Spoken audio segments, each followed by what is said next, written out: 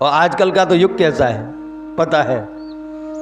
आपके मन का काम हुआ तो तुम्हारा, और आपके मन का काम नहीं हुआ तो आपसे अलग। सब अपने अपने स्वार्थ के अंदर जी रहे हैं। मनुष्य जीव खुद का स्वार्थ देखता है, जैसे पशु लोग नहीं अपना अपना स्वार्थ देखते। और जो 84 लाख जन्म हैं पशुओं के, जीवों के, हिंसक जानवरों के, सब अपना अपना स्वार्थ देखते हैं। आज उसी की लाइन में मनुष्य पर खड़ा हो गया है। मनुष्य स्वयं का ही स्वार्थ देख रहा है। अगर किसी के साथ में भी हम बैठक करें या बैठने जाएं तो स्वयं के स्वार्थ के अधीन होकर के जाते हैं।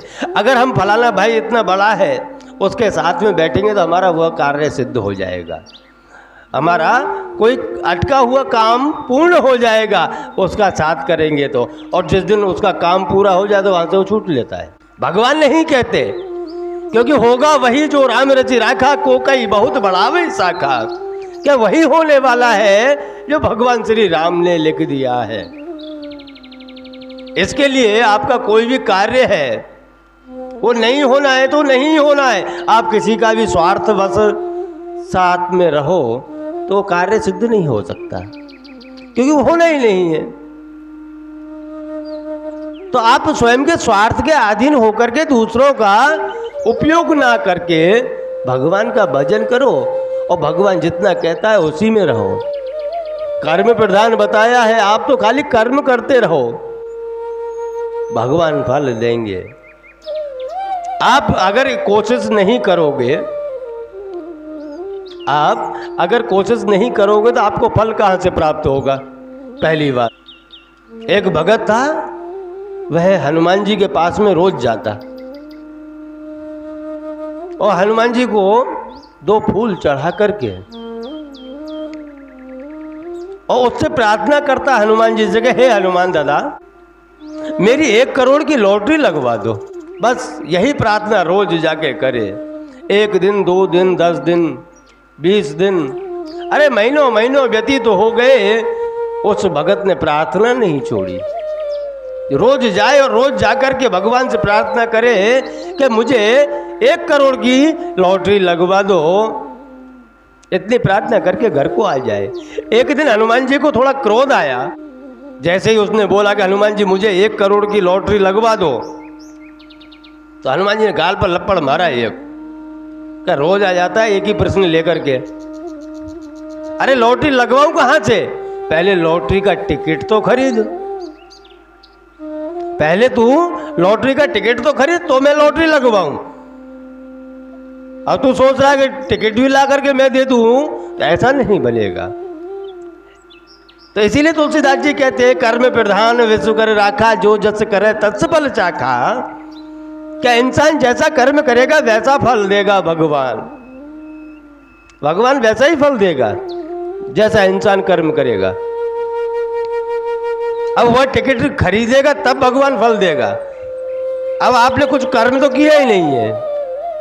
मेरा कहने का मतलब लॉटरी से नहीं है, कर्म से है। आपने कर्म तो कुछ किया नहीं है और फल की आशा रखते हो कि हमारा वो काम हो जाए। हम तो खेतीबाड़ी वाले इंसान हैं। खेती में ऐसे ही उग जाएगा, अगर हल नहीं चलाओगे तो उग जाएगा क्या? अरे चलो मान के चलो कि आपने बीज डाल दिया और बीज भगवान की कृपा से उग भी गया, कोई भी पौधा उग भी गया, और उसके अंदर अगर आप निंदावन नहीं करोगे, उसमें जो भी घास फूस उग गया है, ज़्यादा कचरा उग गया है, तो उस कचरे को जब तक निकालोगे नहीं तब तक आपके पेड़ पौधे बड़े नहीं होंगे। इसलिए कर्म तो पहले करना पड़ता है, तभी फल प्राप्त होता है। मनुष्य जीवन भी ऐसा ही है। जब तक इसके अंदर से आप अपने कचरे को नहीं निकालोगे तब तक आपकी भक्ति स्वरूप जो पेड़ है वो बड़ा नहीं होगा। इसलिए अपने जीवन के अंदर से जो काम, क्रोध, लोभ, मोह, अहंकार रूप के जो कचरे हैं, उन कचरों को जब तक आप साफ नहीं करोगे तब तक आपके हृदय में भक्ति विराज नहीं करेगी। आपके हृदय में भक्ति विराजमान नहीं होगी, और जब आपकी भक्ति विराजमान नहीं होगी और आप जाके भगवान से कहो भगवान मुझे भक्ति दे दो, भगवान मुझे भक्ति दे दो, तो भगवान कहाँ से दे देगा? नहीं दे सकता। इसके लिए तो आपको स्वयं को मेहनत करनी पड़ेगी। आपको उठ करके भगवान के आश्रम तक जाना पड़ेगा। आश्रम भी ना जाओ तो आपके जीवन के अंदर माता सबरी की तरह किसी गुरु का प्रवेश हो जाए, और आपको पता है कि हमारा गुरु वहां है, और आप वहां तक जाओगे ही नहीं, तो आपके जीवन में परिवर्तन कैसे आएगा? परिवर्तन आ ही नहीं सकता।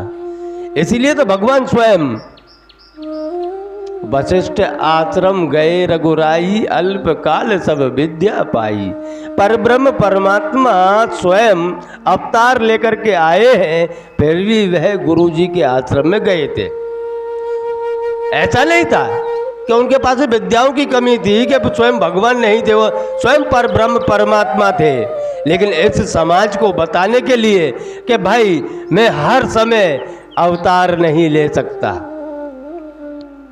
पर ब्रह्म परमात्मा बता रहे हैं कि मैं हर समय अवतार नहीं ले सकता, लेकिन तुम्हारा जो कल्याण चाहते हो तो आप अपने गुरु की चरण में चले जाना, वहां से मेरा मार्ग खुल जाएगा। वह जो मार्ग बताए उस मार्ग पर चल पड़ना, आपको परब्रह्म परमात्मा की प्राप्ति हो जाएगी।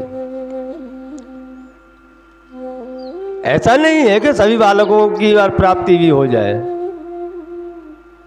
उसका कारण है, एक क्लासरूम के अंदर 100 बच्चे पढ़ते हो तो हर कोई बच्चा फर्स्ट आ जाए, ऐसा भी नहीं है। वह तो बच्चे के ऊपर ही है कि वह बच्चा पढ़ कितना रहा है, कितना इंटेलिजेंट है,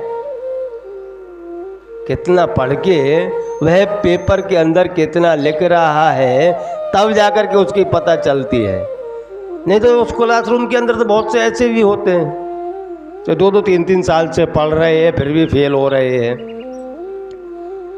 क्योंकि कारण इतना ही है कि सामने वाला पढ़ाने वाला तो वही है, लेकिन पढ़ने वाले के ऊपर निर्भर करता है कि वह पढ़ क्या रहा है।